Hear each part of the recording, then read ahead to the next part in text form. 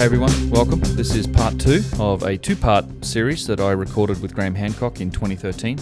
It's a general question and answer session, or an Ask Me Anything session. I recorded this while we were on a bus trip during 2 weeks of research and touring around Peru and Bolivia.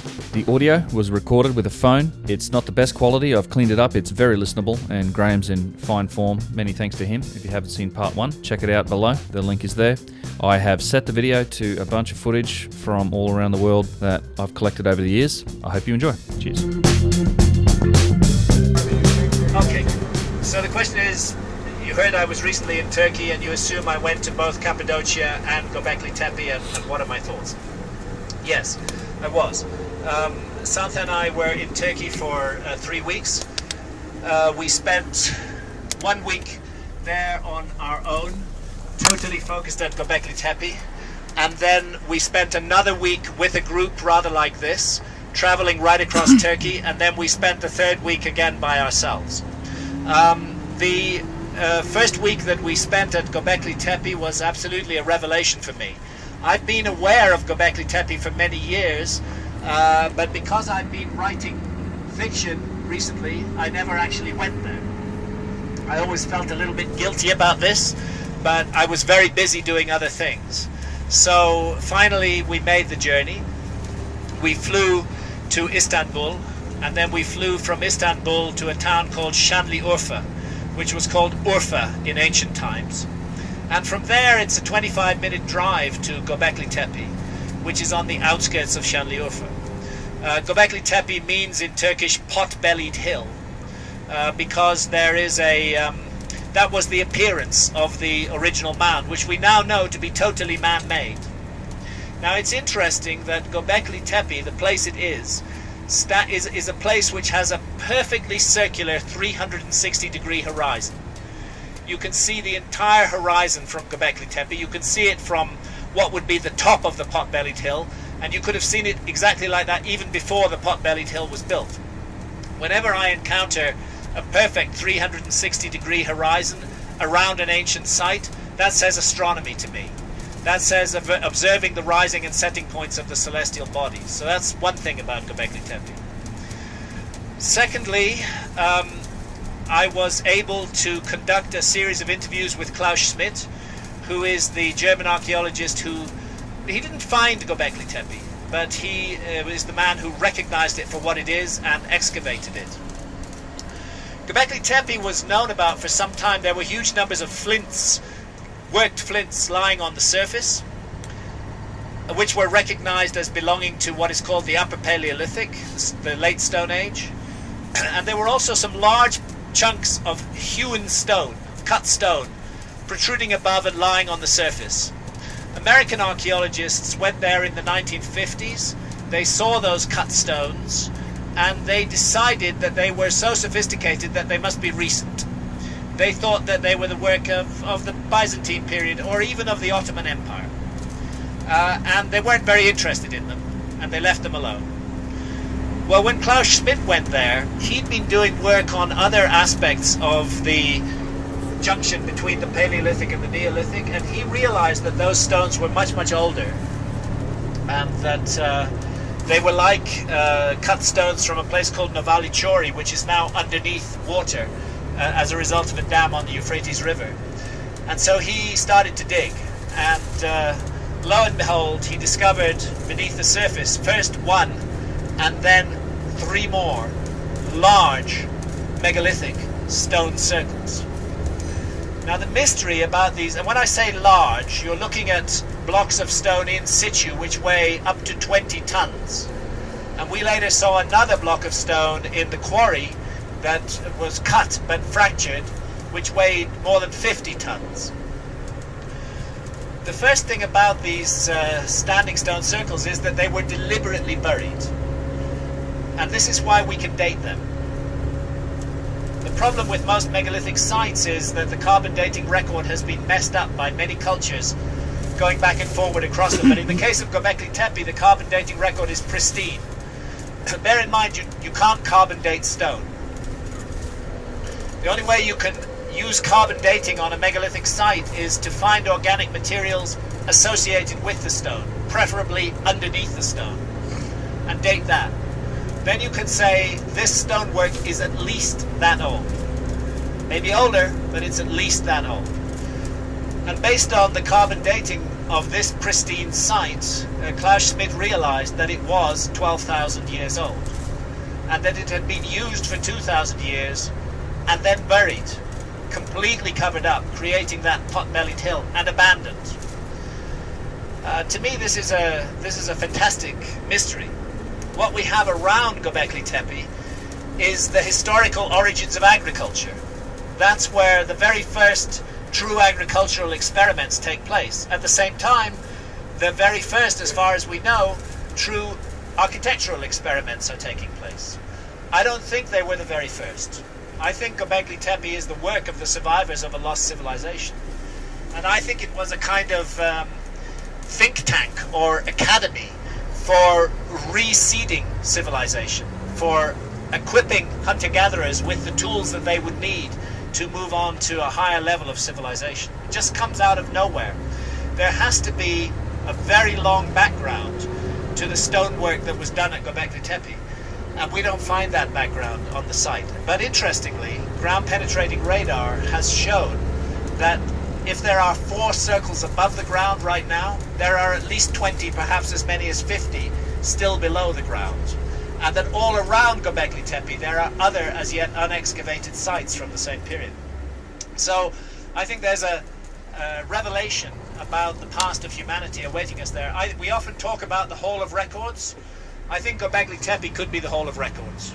I think that's why it was deliberately buried as a time capsule to be found at a later date. And we are the ones who have found it, and it's our responsibility to decipher it and understand it. Now Cappadocia, come to you in a minute, Cappadocia has a different phenomenon. You have these things called the fairy chimneys, which are natural volcanic rock formations that have been cut out into residences, and you have underground cities like Derinkiyu, which go down 13 or 14 levels below the ground. Well, archaeologists call them underground cities, and they make the, to me, ludicrous suggestion that that they were built to flee invaders to that area. I must say, if I were fleeing an invader, the last place I would want to go is underground, since all they have to do is block up my exit and I'm done for. I think that these so-called underground cities are not cities at all. I think they're places of vision quest. They're carefully constructed settings for visionary experiences. They're labyrinths, and they remind me very much of the Hypogeum at Malta. And then going on from Cappadocia, you come quite soon to Çatalhöyük, which is a very ancient Neolithic urban settlement. So I just think Turkey was a revelation to me. There's a huge amount of the human story waiting to be told there, and I think it's very exciting. And I understand Klaus Schmidt when he says that he's not planning to excavate more than another 2 or 3 of the circles, and he's going to leave the rest of them underground. But I disagree with him. I think the site is so important that we should excavate it all and really get to grips with what it means. Yeah, there are many animals. You're asking me about the animal figures carved at Göbekli Tepe. There are many different kinds of animal figures carved at Göbekli Tepe. Some of them are quite recognizable, such as lions, or at any rate felines of some kind. Perhaps leopards, perhaps pumas, perhaps lions. Others are not recognizable. They're more like the kind of creatures, monstrous creatures that you see in vision. There are species of birds shown there, which are very difficult to... I mean, I've talked to quite a number of people about this, and many who are expert on animal life say they don't recognize these creatures. But Klaus Schmidt says they're all animals that lived in the Göbekli Tepe area 12,000 years ago. It's something that I intend to look into further. I'm going to try to specifically identify these species, some with huge jaws, with massive teeth in the jaws. Are they extinct species of animal? Are they attempts to render in three-dimensional visionary experiences? I'm not sure yet. But I think this was very interesting when we were at the Temple of the Moon in Cusco, up at Sacsayhuaman the other day, that there were two animals carved there. One of them is a serpent there were several serpents, but one serpent with a very large head, which at the doorway into the Temple of the Moon, which looked more like a sperm actually than a snake, and the other was a feline of some kind, a puma of some sort, that was carved there in the entranceway into the Temple of the Moon. Both of these creatures, that sperm-like serpent and the puma, are found in identical form at Gobleki Tepi. I mean, you couldn't tell them apart. They're absolutely identical. So I think that there's a lot of intriguing further research to be done, and also into the possibility of connections between these different. So you're saying, assuming the ancient lost global civilization was connected with higher consciousness, do I believe that it would have been a free civilization? Assuming that sovereignty and higher consciousness need to be in harmony with one another in order to be properly utilized. Yes, absolutely. I can't imagine a civilization which was focused around consciousnness that was not also focused around the sovereignty of the individual and individual freedom. I just can't imagine such a civilization. Now, it's interesting. If we look at ancient Egypt, there are some anomalies. Ancient Egypt was a centralized hierarchical state. It is not true to say that everyone in ancient Egypt was an initiate in the mysteries.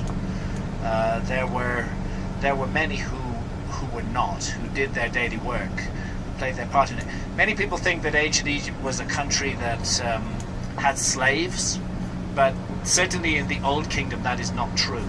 There was no slavery in ancient Egypt in the Old Kingdom. When you come down much later to the New Kingdom, to the time of Ramesses II, there may have been some slavery, but in the Old Kingdom there was none. Many people say the pyramids were built by slaves. This is absolute nonsense. The pyramids were built by brilliant, free craftsmen who were exercising the ultimate of their art and ability. Slave labor could never have done such an incredible work of architecture. But I think it's true to say, as I said, that not everybody in ancient Egypt was on the consciousness quest, but there was an elect group who were supported by the rest of society. When Herodotus visited Egypt in the 4th or 5th century before Christ, he described Egypt and the Egyptians as the happiest country and the happiest people that he had ever found anywhere in the world, that it was a land filled with joy and love. So they were doing something right, and their system, whatever it was, managed to survive for 3,000 years. 3,000 years in which there was an intense focused quest upon consciousness. But as I say, it was not for everyone, and it was as though some levels of society were there to support other levels of society in pushing that consciousness quest forward. I'm not saying that that's absolutely how it should be, but that's how it was in ancient Egypt. I think that the lost civilization, as I envisage it, is a civilization that was focused around consciousness at a much higher level, that had developed psychic and telekinetic and telepathic powers, that was pushing the envelope on what the human creature is capable of doing. But one of the interesting things is that even such an emancipated society can fall into a dark path. And many of the myths and traditions that we have about a global lost civilization indicate that happened. That the pursuit of the light was forgotten. That cruelty and arrogance prevailed. That the civilization fell out of harmony with the universe and incurred the anger of the gods, and as a result was punished by destruction. That's why I think the survivors did not immediately restart civilization. I think there was a feeling that a great error had been made, a fall from grace, and that it was necessary to go through a long process before civilization was started again. I do think it was secret societies, initiatic cults, preserving the knowledge of the lost civilization that did eventually switch what we call civilization on again 5, 6, 7,000 years ago. But ultimately, we are here now, where we are today, in a society that is highly technologically competent, that has the capacity to meet every material challenge, although it fails to do so. I mentioned earlier, or when I was speaking the other day, the problem of global hunger and global starvation. Even though we have the means, we don't deliver on that. We don't end that problem, although we could. We don't stop cutting down the Amazon rainforest, and we allow a state of global warfare to prevail, and a state of hatred and fear and suspicion to prevail, even though we don't have to. I think that our society has pursued the material path too single-mindedly, and that to rebalance we need to find spirit again. We need to reconnect with spirit. And I think that as we look forward to the future, if we survive, we're going to have to understand the paramountcy of consciousness, and the fact that we are here to grow and develop as consciousness, as individual sovereign consciousnesses, and that we need to create a framework that nurtures and supports that. And we need to be very aware of the dangers and pitfalls of arrogance and pride. So in short, I think that consciousness is key, and I can envisage a society that was focused around consciousness. We would have to stop worshipping material things in the way that we do. They would have to be put in their place, useful, helpful in many ways, but not the focus of our lives. The production and the life of our society today focused on endless production and consumption, the huge pressures that are put on every individual to get by, to compete, to succeed, just to survive, leaves almost no room for contemplation of the mystery of being alive. And in the times when we have leisure, we're bombarded with the most ghastly TV, which is just pushing a hugely materialist message at us all the time, and we forget that really we're spiritual creatures here to grow as spirits, and that's what we need to recover. I think it happened in the past, I think it was lost, and I think our quest is to find it again. I think that some of the steps on the way are fairly clear. I mean, it's interesting if you look at the record of the last 6 million years. Human beings, our ancestral humans, not anatomically modern humans, but ancestral humans, created the first stone tools, as far as we know, around 2.5 million years ago. They're very simple. It's called the Aldebaran tool tradition. They're extremely simple, and once they've been developed, they don't change them for the best part of 1 million years.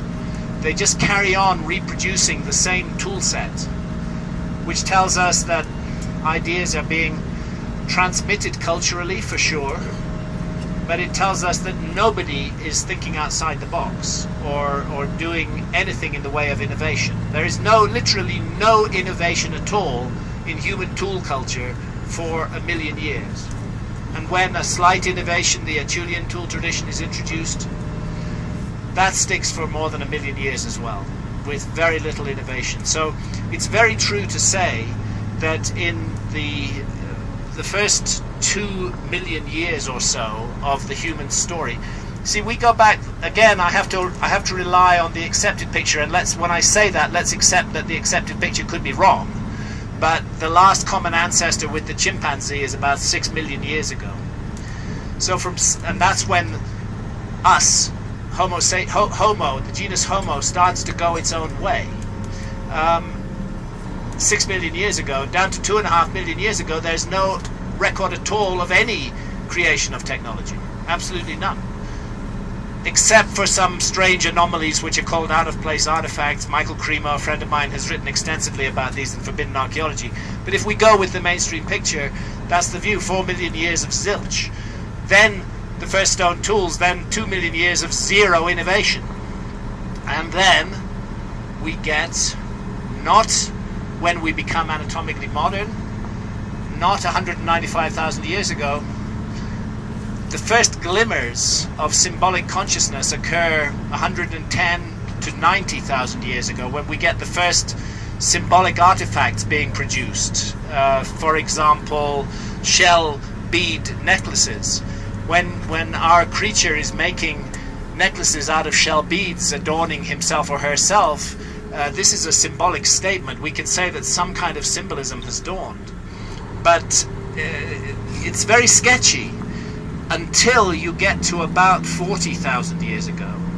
And that's the time, as I've often said, when it seems that a light has been switched on in the human brain all over the world, and we get into an explosive episode of innovation, both technological. The tool sets become amazingly sophisticated. They're still stone and bone, but they're incredibly different from anything that's gone before.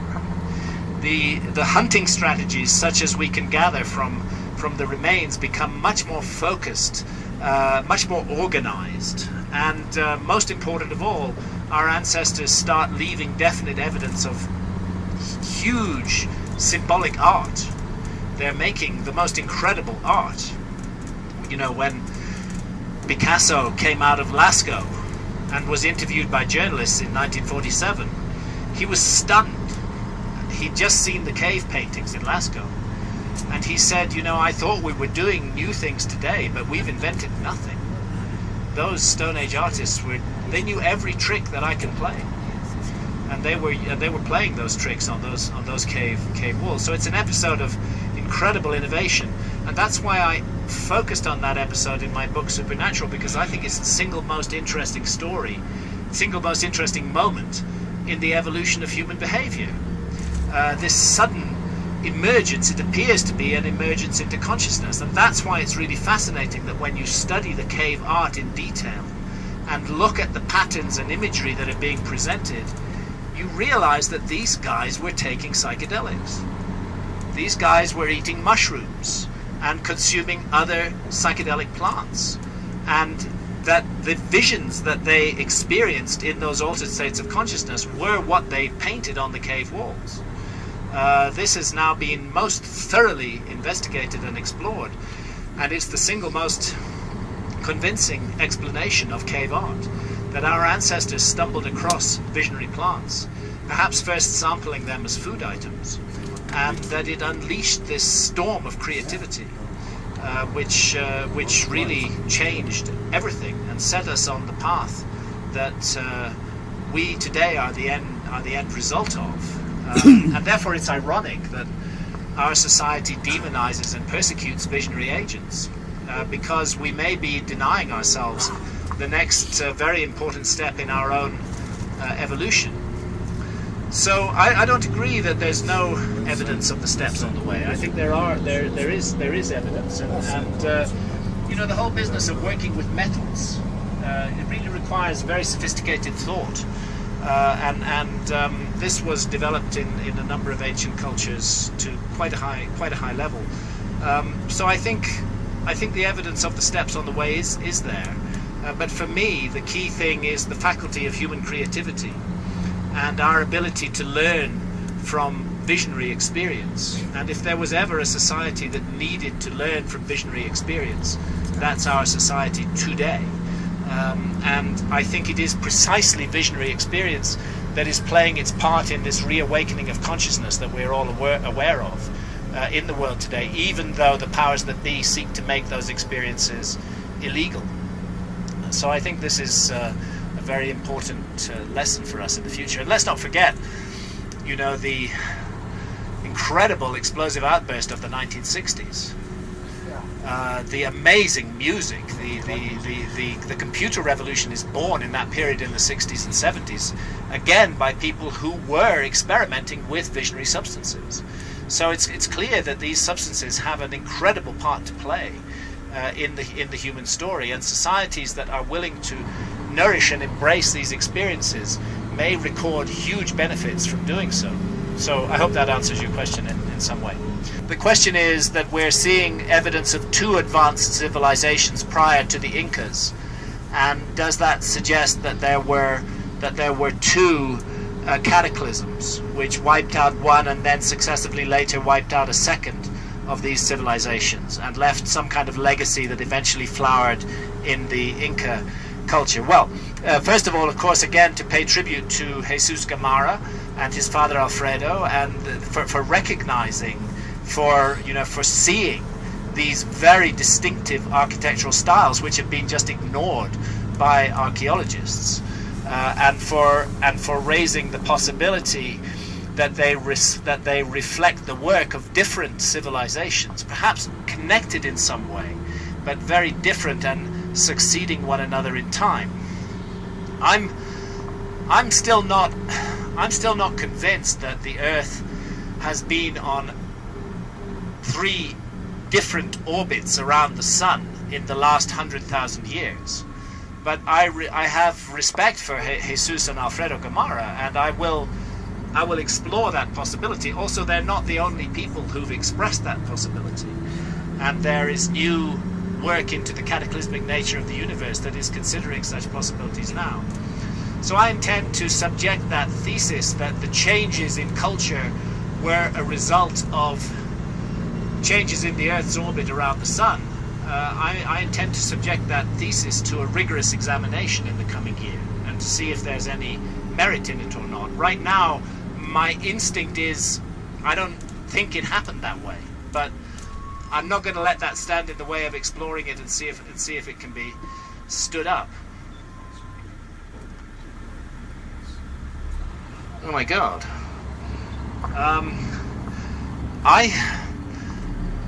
I think that we don't need to invoke such dramatic changes as changes in the orbit of the Earth around the Sun, which have huge implications for the organization of the solar system and for the placement of other planets, to realize that there are many cataclysmic agents that we confront as a species. And I think that comets and asteroids are really key players in this story, and we know that they have played a key role in the human story, and we know that there was a gigantic comet impact 12,900 years ago. And we know already that the end of the last ice age was a cataclysmic series of events. The period between 21,000 years ago and 10,000 years ago was a period not just of one but of multiple cataclysms, of a succession of gigantic global floods, at least 3 occasions when sea level rose by as much as 30 feet virtually overnight. I mean, this is established in the geological record. There are certain corals that can only survive at 5 meters beneath the surface.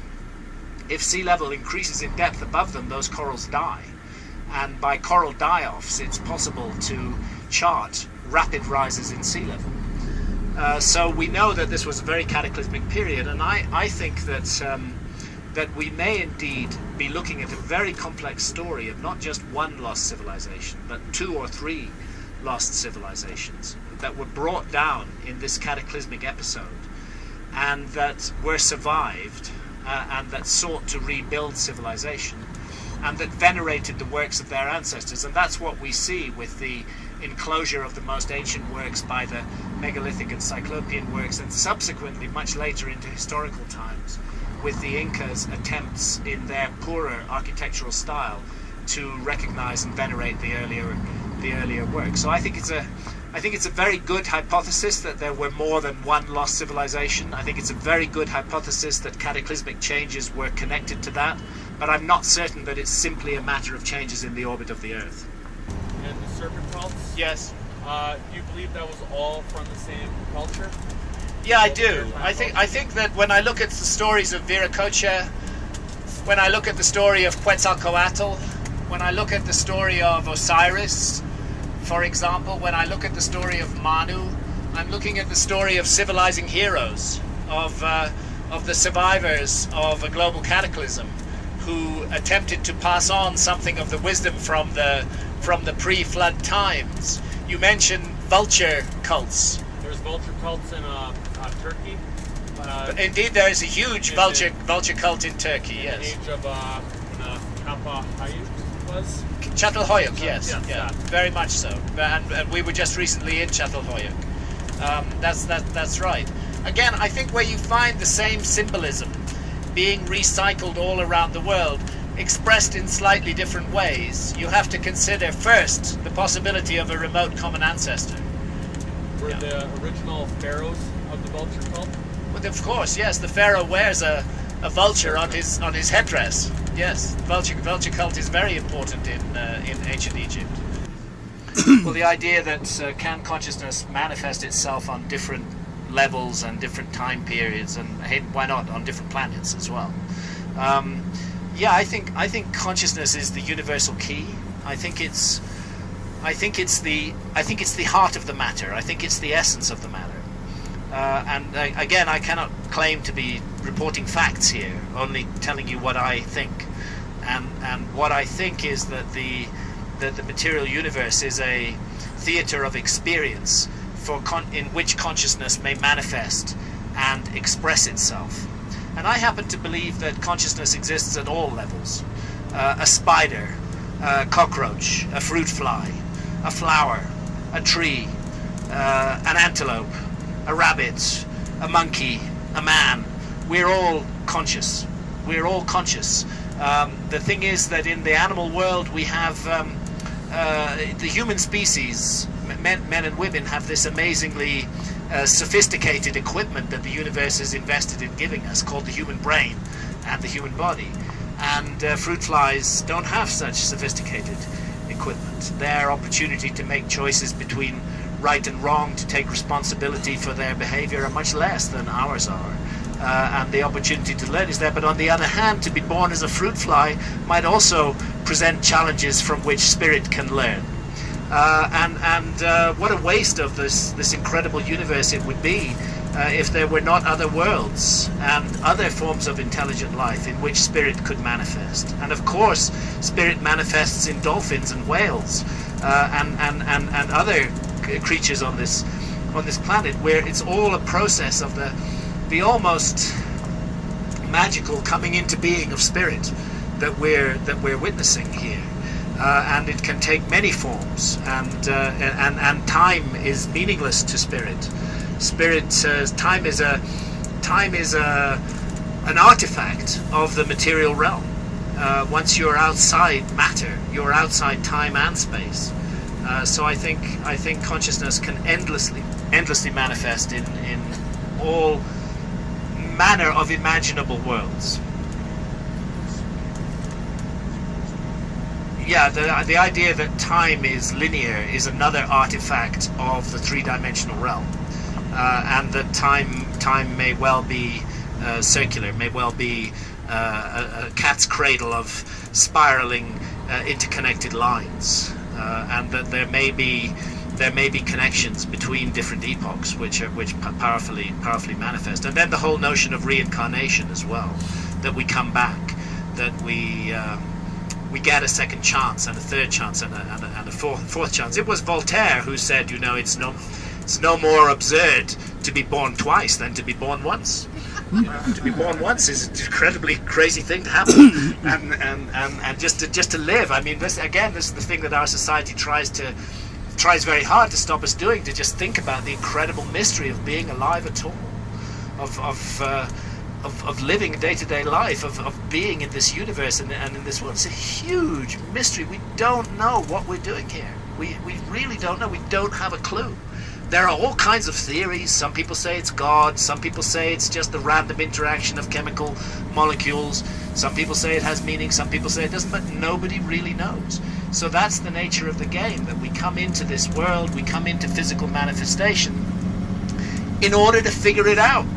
And a society that acts to prevent us from figuring things out, that tells us that it's got all the answers, that we don't need to do any thinking, such a society is not only stupid, it's wicked.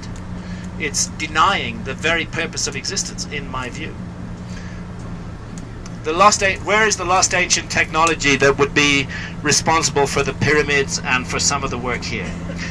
I think the problem is, again, a problem of reference frame, that we're looking for our kind of technology. That's what we're looking for when we look back in the past, and we don't see a lot of evidence for that, the kind of technology that our society has manifested in the past 8 to 10,000 years. It's a slow process. I think we have to entertain the possibility that the technologies that were used in the construction of the Great Pyramid, the technologies that were used in, I mean, those walls at Sacsayhuaman, my goodness, you know, if you just stand there and look at them with an open mind, they're almost unbelievable. These gigantic cyclopean blocks, I mean, I don't know. Some of them have got to be in the range of 200 tons plus. They're just monstrous blocks of stone. And then not only have they been brought there and put into place, but then they've been built up into this gigantic jigsaw puzzle, which, you know, it's like somebody said, how can I make something just as difficult for myself as it's possible to make it? And then actually went ahead and did it perfectly, just perfectly. Well, when we try to look at how that's done with our technology, it's difficult to see how it could be done. I've seen many mundane and boring attempts by mainstream scientists to explain how Sacsayhuaman was done, but I must say it's not been in any way convincing to me.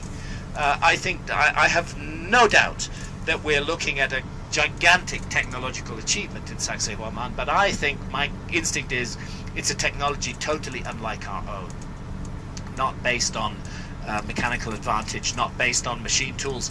I think we have to look back into, we have to consider the possibility of psychic technologies, of the power of the human mind being harnessed to influence matter in ways that we are not even allowed to imagine today, because that peer review process refuses to consider such a possibility could even ever happen.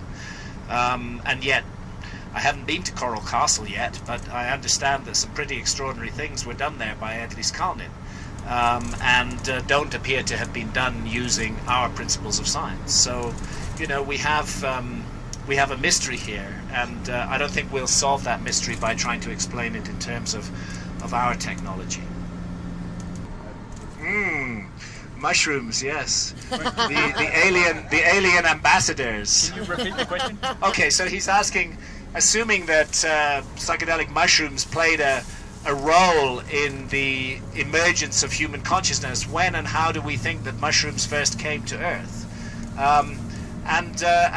You know, that raises an interesting thought in my mind, because it's very clear that that great innovative outburst of 40,000 years ago or less is linked to the consumption of psychedelics.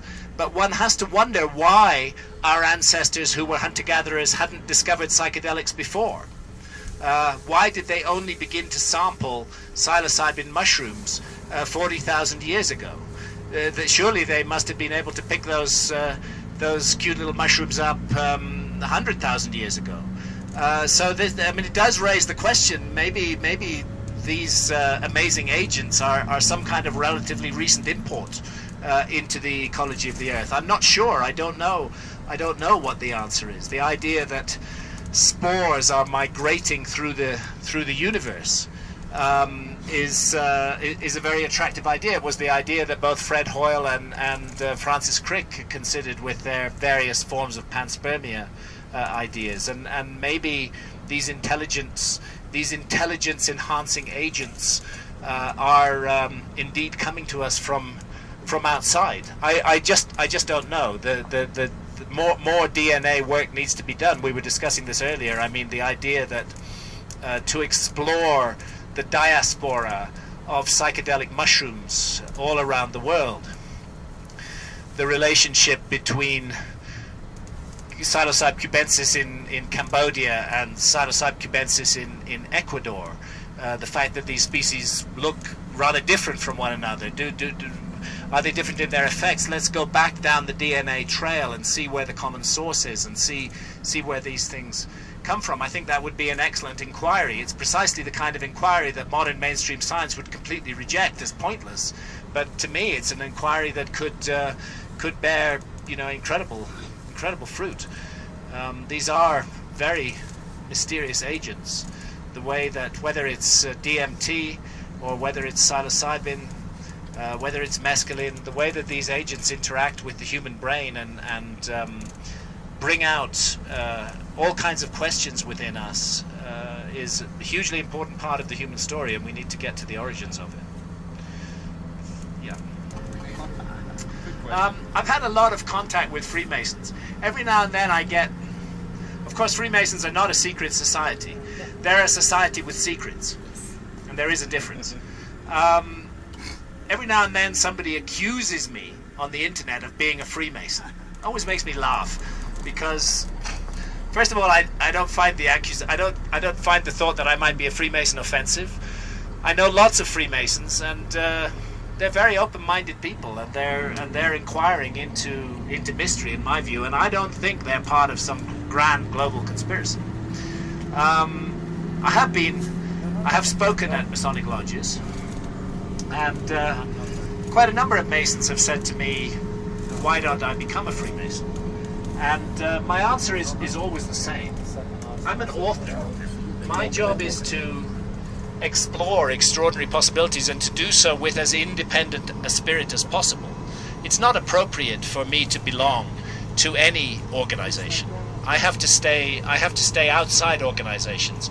I can have friendships with many different kinds of people. I can respect their paths of inquiry, but I don't have to belong to them. So I would never join any society or organization, simply because it would contradict what I regard as my purpose as a writer. Even if they would grant me access to the mysteries of the universe, I would not join them. I would rather figure out those mysteries for myself. That's what I think I'm here to do in this incarnation. Maybe in another incarnation I might play the game differently, but in this one I'm here not to join anything. Yeah. Thank you. How does one achieve happiness in this life? How does one achieve happiness in this life? Yeah. Well, that is not a boring question. That is no need to fear that that's a boring question. That's a very exciting question, and that, along with the question of what happens to us after we die, is a question that everybody on this bus has asked themselves at one point or another. And as Santha's saying, what is happiness actually? What is happiness? I don't think that there's a single one-stop answer to that question, and I think it may be different for every person. I mean, first of all, the prospect of death can seem quite threatening, and it looms over us. And believe me, at the age of 63, it looms over us a lot more strongly than it does at the age of 23. And you begin to wonder what the whole purpose of this has been about. It can cause great unhappiness, the prospect of death. I don't believe it should. I personally regard death as the beginning of the next great adventure. I don't think I fear it. I don't welcome it. I don't want it to hurry along. I want to live out this incarnation and do the very best that I can with it. But I don't think death is something to fear. I think it's part. I'm coming to the question. Santha's telling me that I'm going off track, but I'm verbose. Once you start me on something, I can't stop. I go off in many different directions. I'm simply saying that the fear of death is something that causes many people to be unhappy.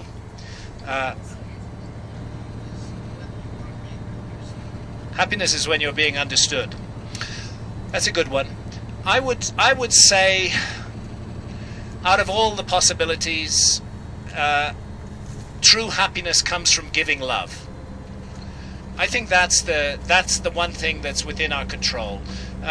If you act with love towards fellow human beings, consciously, even though it's difficult. You're more likely to be happy than if you act with suspicion and fear and doubt, and that if you give other people a hard time all the time, all of this, you may be making them unhappy, but fundamentally you're making yourself unhappy. So I think that as Bill Hicks said, it's a choice between love and fear. And if we choose love and make that the central mission in our lives, we are likely to find happiness as a result of it. Not because we calculatedly seek it, but because that's the outcome of behaving in a loving way. Actually, I'm not sure I've got more to say to it than that. It's a great mystery. What I'm saying is, giving love brings happiness. Yeah, and that those who, and I have observed that those who give love, who give again and again love, actually are happy people. Seth is happy. and that those who don't give love, the less they give love, the more unhappy they are. And love is doing. Love is not words. Love is not really even an emotion. Love is doing. It is acting in the best interests of another, even if that may not be what suits you at the time, and it may be difficult to do. But that is what love is. Less in a philosophical sense, but more in like your own journey, your own experience in life, following your own path. My own experience in life tells me that the more I can give love, the happier I am. Okay. I come back to that, and nothing else. No material things, no possession makes me happy. No amount of money makes me happy. I have to say, being in debt definitely made me unhappy. I went through a long period of my life when I was stony broke, and constantly had to account to myself for myself to others. That was very unhappy experience. It's nice to be okay off, to be able to function in daily life. But I don't think material things bring happiness. I think fundamentally it is love. Okay. That's all there is. Love is all there is. And on that note, let's pause and rest for the rest of the journey. I'm so sorry that I bonked you on the head with the microphone. You'll carry the scar.